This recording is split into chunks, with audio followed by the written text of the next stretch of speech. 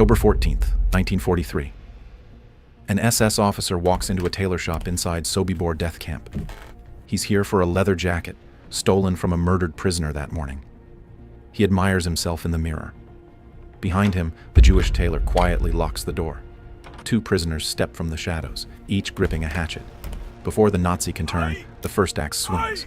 A wet crack. His skull splits open. 1 down, 10 to go. In the next 60 minutes, these starving prisoners will attempt to silently assassinate every SS officer in the camp. 11 men, one by one, in 15-minute intervals.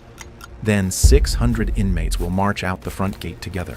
No guns, no outside help, just axes, knives, and a timetable written from memory.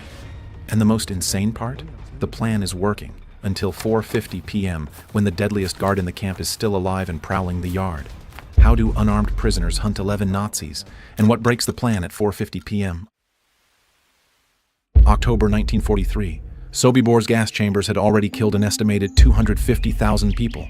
Sobibor wasn't a prison camp. It was an extermination center, a factory engineered for one purpose: murdering human beings at industrial speed. Hidden in a remote Polish forest 60 miles from the nearest city, surrounded by swampland that swallowed sound and hope alike, it processed trainloads of Jewish families from across Nazi-occupied Europe. The operation ran with mechanical efficiency. Trains arrived at a fake railway station, complete with flower boxes and a painted clock frozen at 6 o'clock. Passengers disembarked believing they'd reached a labor camp. Within 3 hours, nearly everyone was dead, gassed with carbon monoxide pumped from captured Soviet tank engines, their bodies burned in open-air pits, their ashes raked into the sandy soil. The entire process, from arrival to cremation, took less time than a feature film. The only prisoners kept alive were the Sonderkommando, a rotating slave workforce of roughly 600 men and women forced to operate the killing machinery. They sorted victims' clothing into neat piles for shipment back to Germany. They extracted gold teeth from corpses with pliers. They shoveled ash and bone fragments into mass graves. And every few months, the Nazis executed them too, replacing them with fresh arrivals who hadn't yet witnessed too much. Living on borrowed time doesn't capture it. Every Sonderkommando knew their job came with an expiration date stamped in bullets. Escape seemed impossible. 3 concentric fences of barbed wire ringed the camp, the outer 2 electrified with enough voltage to kill on contact. A minefield surrounded the outer perimeter, seeded with anti-personnel explosives designed to shred legs and torsos. Guard towers studded every corner, manned by Ukrainian auxiliaries with MG-34 machine guns covering every meter of open ground. Beyond the minefield lay swampy forest crawling with German patrols and Polish collaborators eager to collect bounties on escaped Jews.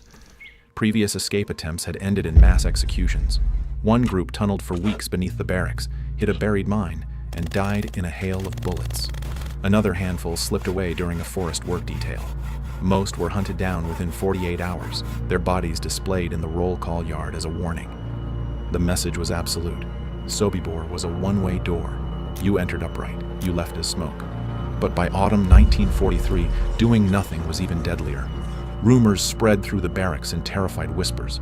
The Nazis were liquidating the remaining death camps to destroy evidence before the advancing Red Army arrived.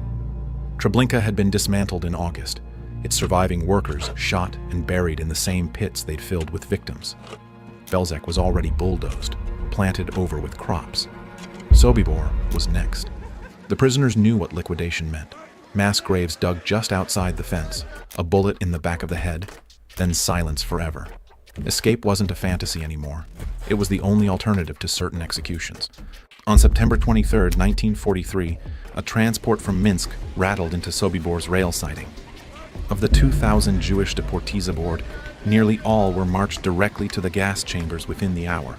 But 80 young men were pulled aside for the work squads, strong bodies needed to replace prisoners who died from exhaustion or been executed for minor infractions.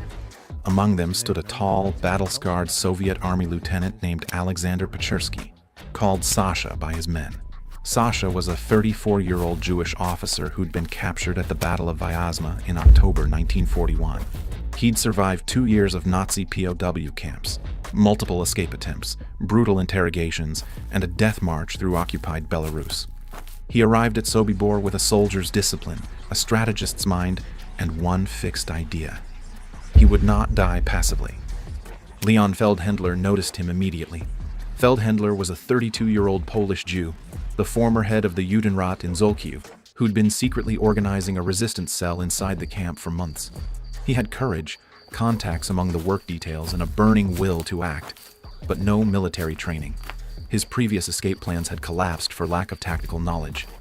Now, watching Sasha move through the barracks with the posture of a man who'd commanded troops under artillery fire, Feldhendler saw the missing piece. That night, after the guards locked the barracks and the compound fell into uneasy darkness, Feldhendler approached Sasha. They spoke in whispers, faces inches apart, while Ukrainian sentries paced outside the thin wooden walls. "We've tried everything," Feldhendler admitted, his voice barely audible. "Tunnels, bribery, cutting the wire. Nothing works." Sasha studied him for a long moment, his eyes reflecting the faint moonlight through a crack in the boards. Then he answered, "You haven't tried killing them." In that instant, something shifted. The dreamer had met the soldier. Within 72 hours, they would begin planning the largest death camp uprising in history.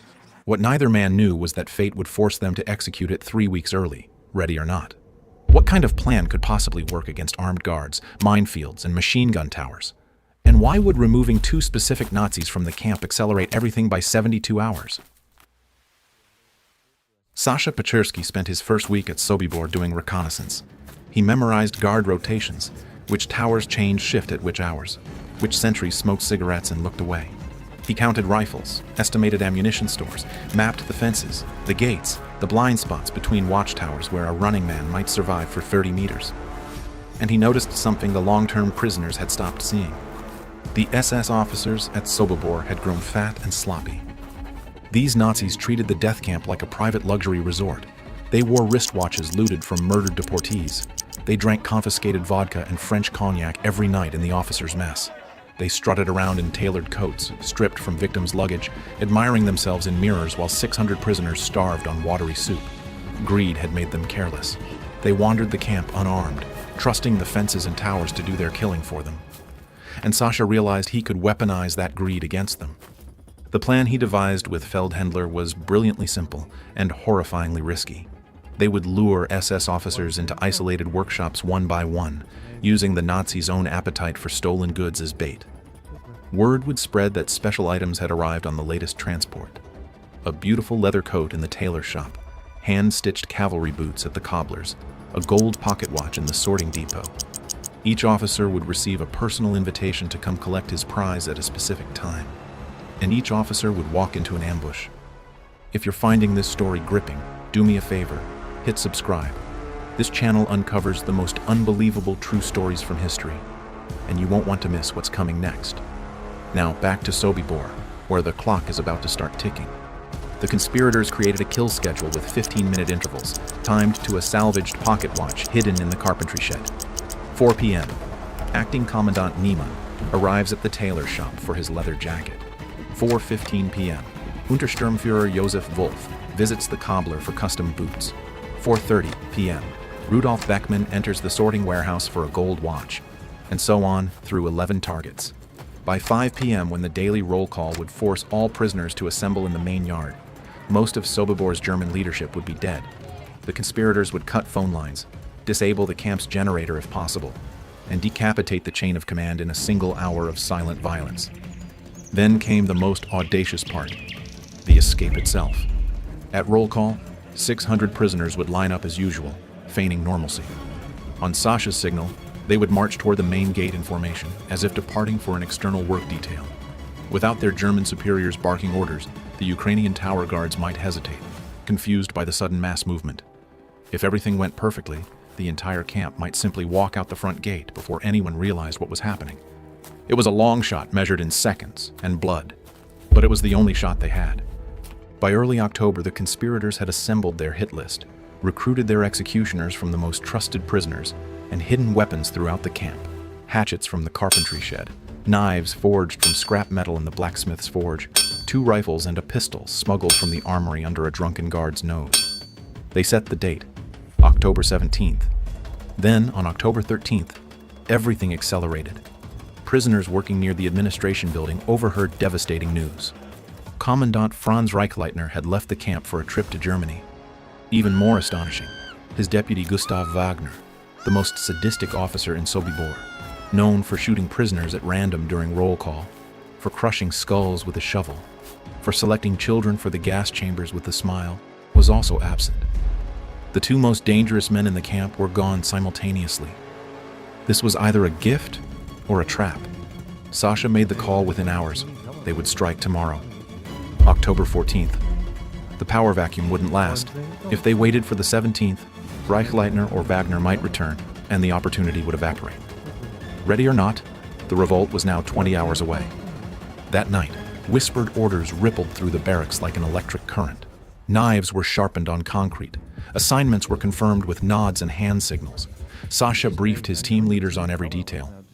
Where each Nazi would be killed, who would wield the hatchets, how to signal across the camp when the march began. Sleep was impossible. By dawn, either they would be free or they would all be dead. At 3:45 p.m. on October 14th, someone severed the telephone line connecting Sobibor to the outside world with a pair of pliers stolen from the mechanic's shed. Prisoners drifted to their positions in workshops across the camp, hearts hammering against ribs. In the tailor shop, two men tested the weight of their hatchets one final time. Then, right on schedule, Johann Niemann appeared at the door, ready to claim his new coat. He walked into an execution chamber and never walked out. But the timetable was built on perfect silence, and silence, in a camp full of nervous prisoners and paranoid guards, is almost impossible to maintain. How long before someone notices 11 missing officers? And what happens when the deadliest Nazi in Sobibor refuses to show up for his scheduled death? 4 p.m. Niemann enters the tailor shop. 4 minutes later, he's dead on the floor, his skull split by a hatchet. Prisoners drag his body behind a curtain, pile coats over the corpse, and scatter sawdust across the blood. Outside, the afternoon continues undisturbed. 1 down, 10 to go. 4:15 p.m. Untersturmführer Josef Wolf strolls into the cobbler's hut, expecting custom boots fitted to measurements taken the previous week. A prisoner steps behind him and drives a blade across his throat before he can turn. 2 men catch his collapsing body, carry it to a back room, and drape a canvas tarp over the spreading pool of red. The cobbler resumes his work at the bench, hands trembling, but face blank. 2 down. 4:30 p.m. SS officer Rudolf Beckmann enters the sorting warehouse, eager to collect a gold pocket watch spotted in the morning's haul. A young Jewish prisoner named Yehuda Lerner lunges from behind a shelf and buries a makeshift knife in his chest. Beckmann falls across a pile of stolen clothing, his blood soaking into fabric, stripped from people he helped murder. His body is rolled beneath a sorting table and covered with coats. 3 down. Over the next 30 minutes, the killings continue in grim sequence. In the carpentry shed, a Ukrainian collaborator is strangled from behind and stabbed through the kidney. In the storage depot, 2 more German officers are axed while examining confiscated binoculars, their bodies stuffed into empty crates. In the garage, another Nazi is bludgeoned with a hammer while inspecting a captured motorcycle. Each time, the rebels work frantically to conceal the evidence, shoving corpses behind racks of clothing, under piles of lumber, into drainage ditches. The workshops become makeshift morgues. The air smells of sawdust, leather, and copper. By 4:45 p.m., at least 9 German SS officers lie dead, plus several of their most brutal Ukrainian auxiliaries. With every kill, the prisoners seize weapons from the bodies: Luger pistols, Mauser rifles, ammunition belts, even a few stick grenades.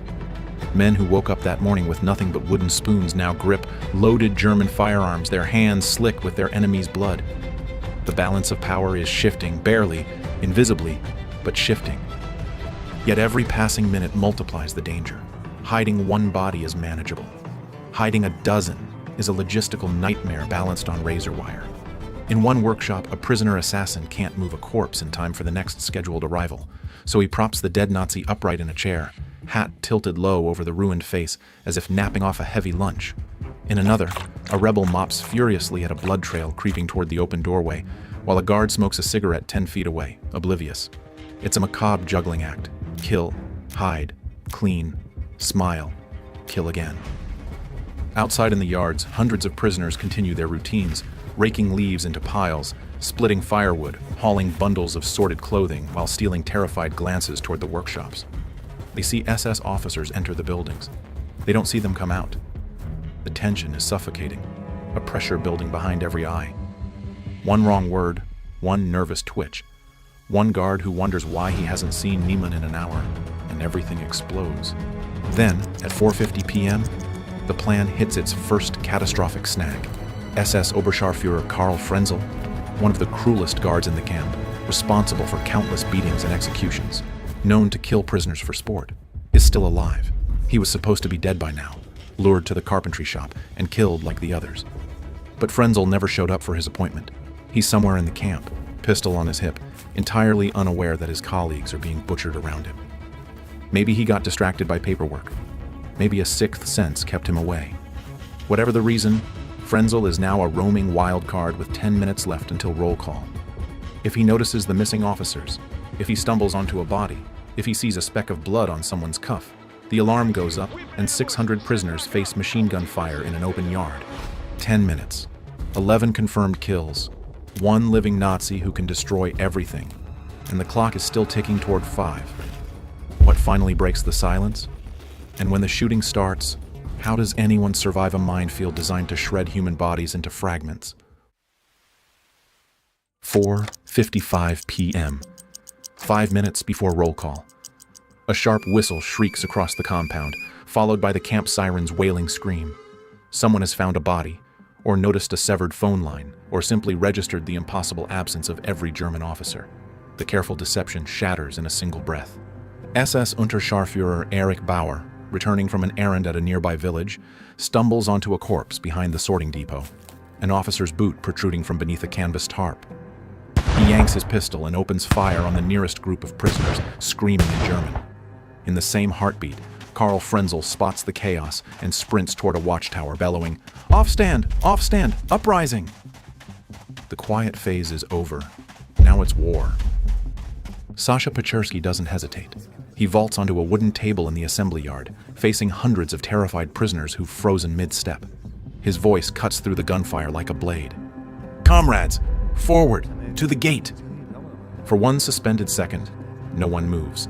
600 people stand paralyzed between hope and death. Then his words detonate. A roar erupts from the crowd, a sound Sobibor has never heard, the collective scream of the condemned choosing to fight, and the mass charge begins. Prisoners drop their rakes, their brooms, their bundles of stolen clothing. They run, all of them, toward the main gate, the side fences, any breach in the wire. A handful of rebels fire captured rifles at the watchtowers. One Nazi sniper topples from his perch, hit in the chest by a lucky shot. Another tower guard ducks, pinned by suppressing fire for 5 critical seconds. It's enough. The first wave reaches the inner perimeter fence and crashes against the barbed wire in a human flood. Karl Frenzel reaches a heavy MG-34 machine gun mounted on the nearest tower and opens fire. The weapon chatters at 900 rounds per minute, stitching lines of death across the yard. Prisoners collapse in rows, cut apart as they run. But the mass behind them doesn't stop. They climb over the falling bodies, clawing at the wire, hacking with hatchets and bare hands. Some tear their palms to bloody ribbons, ripping the barbed strands apart. The machine gun keeps hammering. Bodies pile against the fence, and still they keep coming. At the main gate, a cluster of prisoners overwhelms 2 stunned guards, wrestling them to the ground. A captured Mauser rifle becomes a club, then a key. Someone searches the dead guards' pockets frantically for the padlock key, but Frenzel's machine gun finds them. The gate team scatters or dies. The survivors redirect toward a breach in the side fence where prisoners have finally torn a gap wide enough to crawl through. In 5 minutes of carnage, the inner perimeter is breached. Ragged figures pour through gaps in the wire, stumbling into the no-man's land beyond. Ahead lies the tree line, 200 meters of flat, sandy ground and then the forest. Freedom, survival, testimony. Between them and those trees lies the minefield. The first prisoners to sprint across the open sand pay with their lives. A deafening blast, a geyser of dirt and blood, and the leading runner vanishes, torn apart by a buried mine. Another explosion to the left, another to the right. Bodies cartwheel through the air, screams blend with the endless crack of rifle fire from the towers behind. And still they run. Because stopping means certain death. Because the only path forward is through. In an act of harrowing calculation, the second wave follows the craters. They sprint across ground already torn open by the first explosions, gambling that detonated mines won't detonate twice. Some run directly over the bodies of the fallen, using the dead as gruesome stepping stones across soil that might still conceal more charges. It's a nightmare image, survivors literally climbing over their own people to reach the trees. But in this calculus of horror, even the dead are helping the living escape. Somehow, it works. Dozens reach the forest, then scores, then hundreds, gasping, bleeding, weeping, but free. Behind them, the machine guns keep firing, cutting down stragglers even as they disappear into the undergrowth. Perhaps half of those who charged the fence lie dead in the yard, in the minefield, at the wire. But against every probability, roughly 300 men and women break out of Sobibor that afternoon. The survivors scatter into the forest, splitting into small groups to evade pursuit. Some link up with Soviet partisan units operating behind German lines and continue fighting until liberation. Others hide in Polish farmhouses, in haystacks, in holes dug beneath barn floors, surviving on scraps and silence. The Nazis launch a massive manhunt with hundreds of SS troops, Wehrmacht soldiers, and local police. Over the following days and weeks, many escapees are recaptured and shot, but many are not. Approximately 50 Sobibor survivors will live to see Allied victory in May 1945. 50 witnesses to a crime the Nazis tried to erase from history. The consequences of October 14th rippled far beyond that Polish forest. For the first time, prisoners had not merely defied a Nazi extermination camp, they had effectively destroyed it from within. An enraged Heinrich Himmler, architect of the Holocaust, ordered Sobibor liquidated immediately. The remaining prisoners who missed the escape, those in the isolated Camp 3 section who never received word of the uprising, were executed on the spot and buried in mass graves. Then SS demolition teams bulldozed the entire facility, gas chambers, barracks, fences, guard towers, rail siding.